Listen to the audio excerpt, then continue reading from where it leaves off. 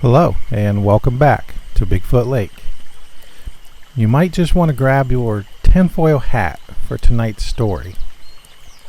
Now, most of us have heard of the stories associated with Roswell, New Mexico, up to and including UFO sightings and even captured aliens. Well, tonight we take a trip to Brazil, to a lesser known town with many of those same Roswellian type reports, including UFOs, aliens, and even a government cover-up. This is the account of Varginha, Brazil. Take a moment and let me know in the comments. Have you ever heard of the Varginha Incident? With all of that being said, let's dive into tonight's mystery. It was around midnight on January 20th, 1996. There was an emergency communication sent from the North American Defense Command, better known as NORAD, to their Brazilian counterpart, SENDACTA, the Integrated Center for Air Defense and Air Traffic Control in Brazil. NORAD warns the Brazilians of an unidentified flying object that they had detected that was descending over the state of Minas Gerais. How could such a classified message be known to the public? Well, the information was leaked by a Brazilian Air Force officer. It wasn't long after this cryptic message was sent by NORAD that the city of Varginha, Brazil, literally exploded with reports and sightings. These experiences would become known as the Varginha Incident. At 1:15 a.m., Eurico and Orlina de Freitas spotted a mysterious object on their farm. They described it as a ship about 5 meters off the ground. It was flying over their pasture and leaving their cattle extremely agitated. The couple opened their window and witnessed that their cattle were stampeding all around their pasture. They were in a total panic state. Their account of this night hasn't changed for over 26 years. It was a cigar-shaped object which gave off a faint light. They recalled that there was no moonlight this night. The only light was this faint light given off from this craft. They could see gray smoke or vapor coming out of the back of the craft as it moved slowly in a sort of rocking motion, only about 15 or 20 feet off the ground. They dared not go outside, but observed it from their window for about 45 minutes as it passed ever so slowly out of sight over a ridge heading in the direction of Varginha. It appeared as if the craft was having difficulties of some kind because of the struggling motion it displayed, and also the smoke coming from the craft. Yet they didn't hear any sounds other than the sounds of their frantic cattle bellows. To this day, the De Freitas couple, they believe that they had visitors that night in Varginha.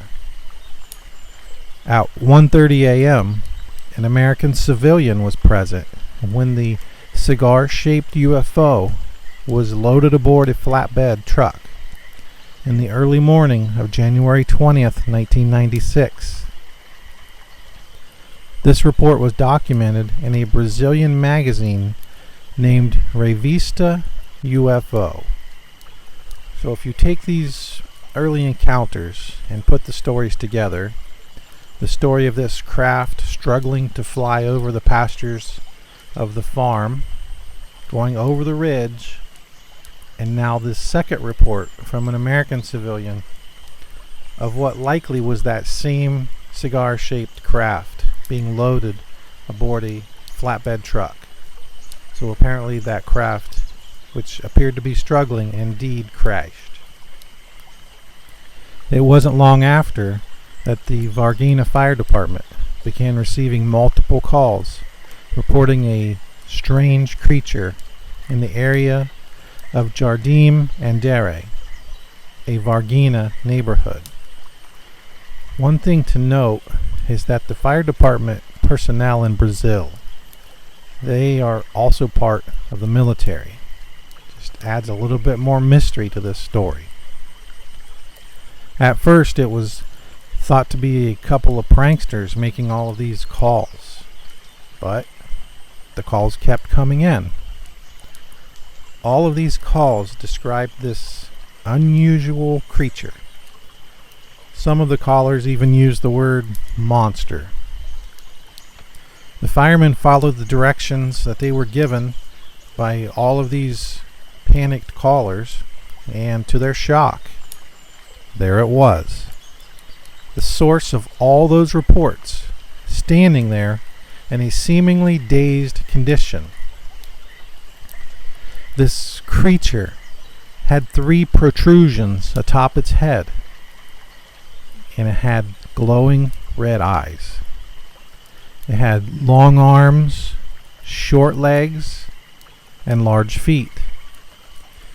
It sounded off with a loud buzzing noise as it was captured by the firemen in a net.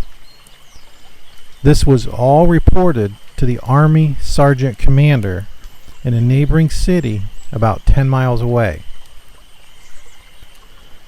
Shortly after, an Army truck showed up, and using more nets and equipment and straps, the creature was placed in a crate. That crate was loaded onto the truck, and all the personnel involved were ordered not to talk about it with anyone else, that it was a quote-unquote secret operation.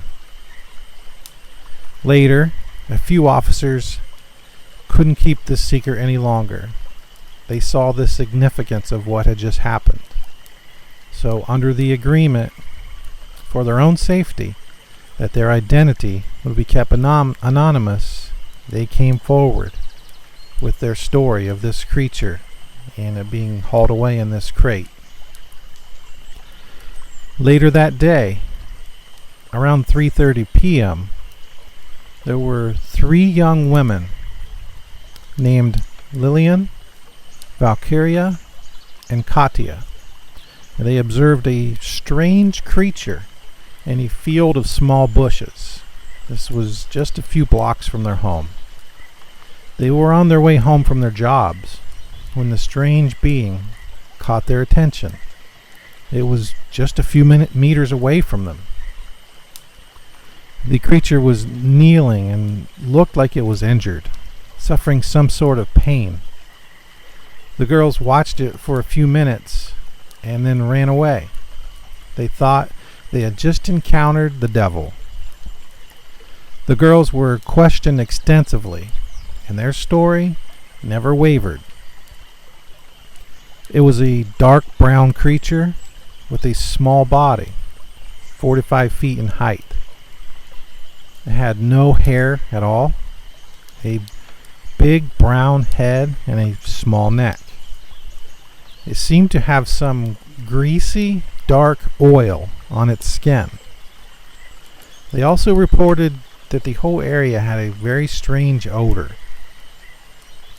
The head of the creature had 2 big red eyes, no pupils, a very small mouth and nose, and even more interesting, just like the other report, had 3 protuberances in the head, which the girls described as horns. It's probably why they just saw the devil. It's probably why they got this thought. It was squatting with the long arms between its legs, At first, I saw the eyes, enormous and red, recalled Lillian. It was a horrible thing, Katya reported, not an animal or human.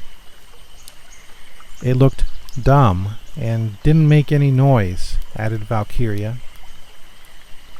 When the creature turned its head toward the three girls, they ran away panicked. The girls' testimony appeared in the Wall Street Journal 5 months later. Again, after 26 years, their stories haven't changed. The Varginha story, much like the Roswell reports, that has a great deal of evidence of a cover-up.